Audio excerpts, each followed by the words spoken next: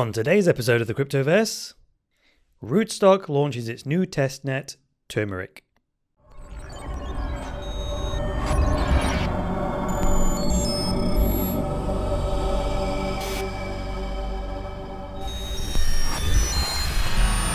TunnelBear is the simple VPN app that makes it easy to browse the web privately and enjoy a more open and secure internet experience. Try TunnelBear for free by checking out the link in the video description below. Hi there guys, and welcome to the latest episode of the Cryptoverse, your regular dose of news and commentary on Bitcoin, cryptocurrencies, and blockchains. I am back after a few days at Blockchain Money Conference, so it's back to our regular format, so let's get into it. So today we turn once again to Bitcoin.com. This article is entitled RSK, which is Rootstock, launches new testnet called Turmeric. The reason I picked this is because the Rootstock network got my attention over the weekend when I was at the Blockchain Money Conference. A few people mentioned it at the conference. I'd sort of known about it, but like most of these projects, there's so many of them. Well, there are like 712, I think, 700 odd different cryptocurrency coins, projects, tokens, whatever. It's just that I've sort of got a feel for quite a lot of them, but until they start getting off the ground, it's not really worth investing a lot of energy in understanding them because a lot of them just come and go. So investing a lot of time in understanding them would be a huge waste of energy. So this Rootstock thing has been around for a while, and now they've launched their testnet. So let's look at what this article talks about. So it starts off by saying by turmeric, and that's turmeric like, the spice that you put in curries and whatnot. Turmeric, the Rootstock test network for smart contracts, is now released. Or sort of. We'll find out about that in a minute. It says RSK founder Diego Gutierrez and team members launched the platform at the Latin American Bitcoin and Blockchain Conference, which in brackets is laBITconf. That was on November the 4th in Buenos Aires, Argentina. What a great place to do it. Now, you guys might have known, I just mentioned it a minute ago, that I've been at this, actually it's here. There's a banner on the Bitcoin.com website still that says, come to the Blockchain Money Conference in Liverpool Street on the 6th and 7th of November. Well, that's now passed because it's the 9th of November.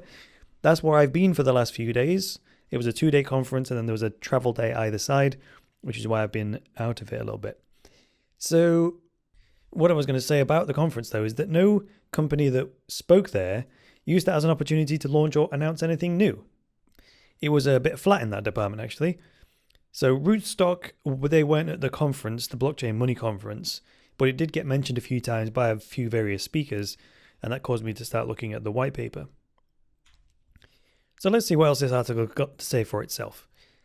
Under the heading of Powering Smart Contracts with Bitcoin, it says RSK is the forerunner of an open-sourced general-purpose smart contract platform secured by the Bitcoin network. Now, I'm going to have a look into this in more detail to see exactly what they mean by secured by the Bitcoin network.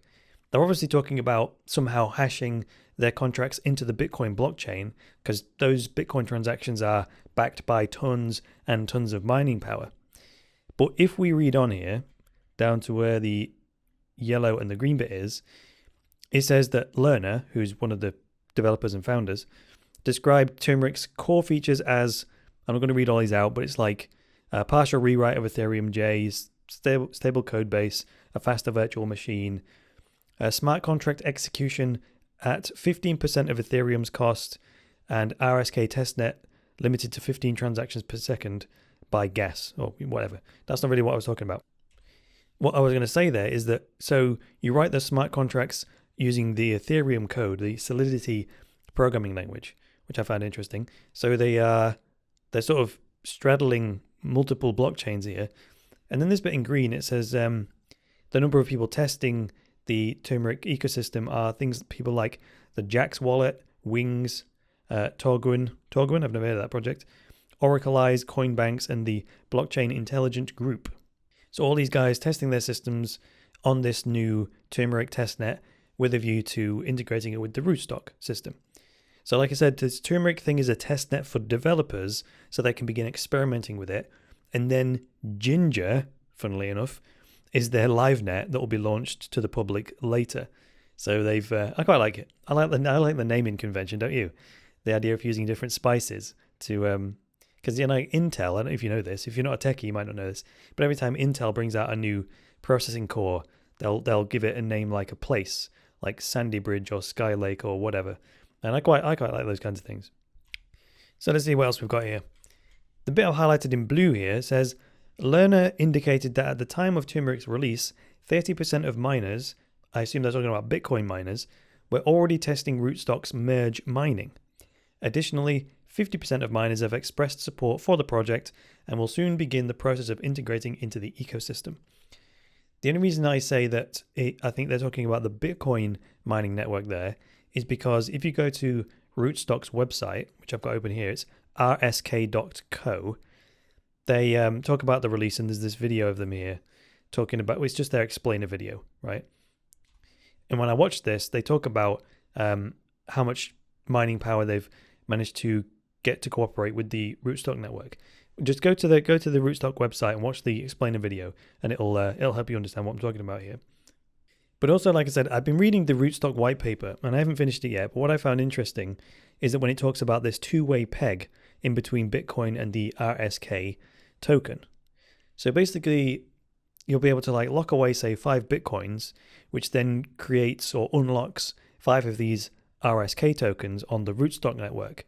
And those RSK tokens can be used in smart contracts because they're smarter. The code is a lot more flexible than the simple Bitcoin opcodes. But it allows you to, the RSK tokens are effectively backed by a real Bitcoin that's been locked away. You see what I'm saying here? It's kind of like the gold standard, but it's the Bitcoin is the gold and the RSK token is almost like a fiat currency that's backed by Bitcoin. That's probably a poor analogy, but so say that happened, yeah? Say under the terms of the contract, you're paid 5 of these 5 RSK tokens. The contract then allows you to exchange those 5 RSK tokens for the 5 Bitcoins that got locked away, which obviously you can then transfer into your own Bitcoin wallet, which is pretty cool. I think that's pretty cool. Then I've highlighted this purple bit that says, the team is innovation driven. Okay. Quote, instead of creating from scratch, we used Bitcoin technology and focused on innovations. Close quote. And that's Gutierrez again, quoting there. Specifically, RSK's blockchain achieves the highest level of security by enabling Bitcoin miners to simultaneously mine both blockchains. Thus, Bitcoin miners are rewarded through merged mining. Now, I'm not totally clear right now on this merged mining thing and how it's going to work, but I'll probably find out as I continue through the white paper. But the way I believe it works from what I've read so far is in a similar way that there will only ever be one RSK token for every Bitcoin. Similarly, if you are part of the Rootstock network and you're a Bitcoin miner, if you mine a single Bitcoin, then the Rootstock network will give you an RSK token, which coincides with that Bitcoin. You follow me? So there'll always be a one-to-one relationship between how many Bitcoins are in existence and how many RSK tokens are in existence. And it has to be that way. Otherwise, these RSK tokens that represent Bitcoins in smart contracts, aren't going to have any value because they're not going to be backed by anything. You follow me on that? Hopefully you do. So anyway, the final bit that I've highlighted here in the gray is under the heading of RSK streaming new solutions into the ecosystem. It says, after the launch of Turmeric, RSK is planning to launch its production network called Ginger. This network will include more than 300 full nodes with reward programming in place. RSK plans to release Ginger in April of 2017. Oh, that's a shame. Then we have to wait until April 2017 before we can start actually playing with it. Now, I found that curious, though. They have a reward program for full nodes, which is a long-term criticism of Bitcoin. The fact that you have to have full nodes for the network to actually run and be maintained, yet in the Bitcoin network, full nodes don't earn anything for providing all of those storage and bandwidth resources. But, whatever. So then down here at the end, I've highlighted this bit that says, the RSK ecosystem will also have a multi-currency and multi-platform wallet provided by Jax. Jax CEO Anthony Di Iorio also announced the integration of Rootstock's token RSK, or quote smart Bitcoin, into Jax's suite of software products at the same event. Again, look at all these announcements going on at the Latin American Bitcoin conference. And then London, it just has a bunch of presentations and no big announcements or, added value in that way. With regards to this integration between Jax and Rootstock, though, I imagine it's going to be like a button that allows you to do this process of locking some Bitcoins away and creating or unlocking these RSK tokens to be used as smart Bitcoins, if you like, right inside the Jax wallet. And I wonder if they'll actually do it in such a way that the user never sees the RSK tokens.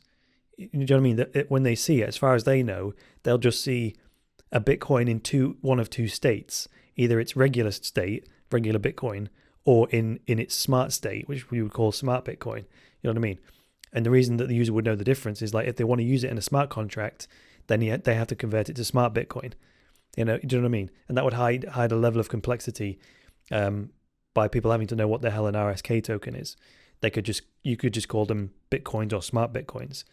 And the difference would be smart Bitcoins you can use in contracts, regular Bitcoins are just coins that you can pay with. So anyway, the last bit here, it says the Turmeric launch is one big step towards achieving RSK's vision.